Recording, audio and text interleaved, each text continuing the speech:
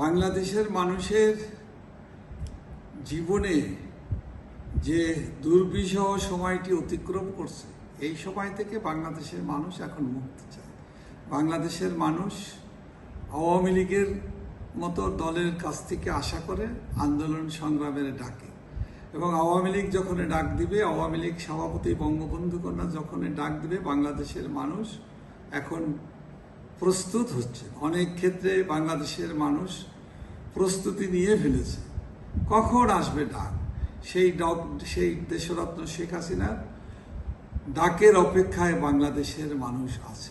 আমি আমার ব্যক্তিগত জায়গা থেকে আমি মনে করি উপযুক্ত সময়ে আওয়ামী লীগের নেতাকর্মীই নাই, শুধু দেশবাসীকে দেশরত্ন শেখ হাসিনা এই অশুভ শক্তির হাত থেকে বাংলাদেশকে মুক্ত করা, গণতন্ত্র উদ্ধার করার জন্য তিনি ডাক দিবেন।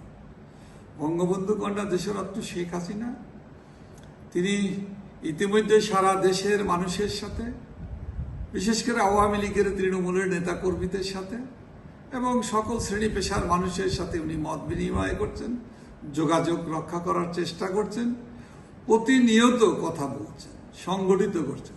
তার কথা হলো একটাই, আওয়ামী লীগের শক্তিকে আরো জোরদার করতে হবে। আওয়ামী লীগকে এবং আওয়ামী লীগের সকল সহযোগী সংগঠন, ভ্রাতৃপ্রতিম সংগঠন, বাংলাদেশ ছাত্রলীগ সহ তৃণমূলের মানুষ, শ্রেণী পেশার মানুষ, শ্রমজীবী মানুষদের সাথে, কৃষকদের সাথে ভ্রাতৃত্বের বন্ধন গড়ে তুলতে হবে, সুদৃঢ় বন্ধন গড়ে তুলতে হবে, জনমত তৈরি করতে হবে।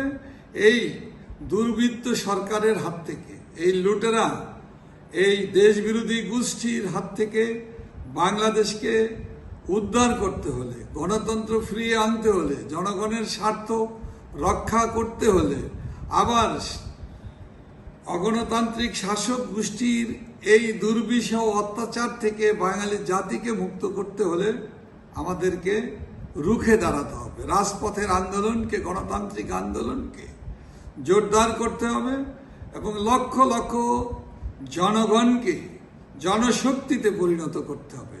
এবং দেশরত্ন শেখ হাসিনা সেই উপযুক্ত সময়ে, এবং আমরা মনে করি তিনি অবশ্যই যথোপযুক্ত সময়ে তিনি ডাক দিবেন।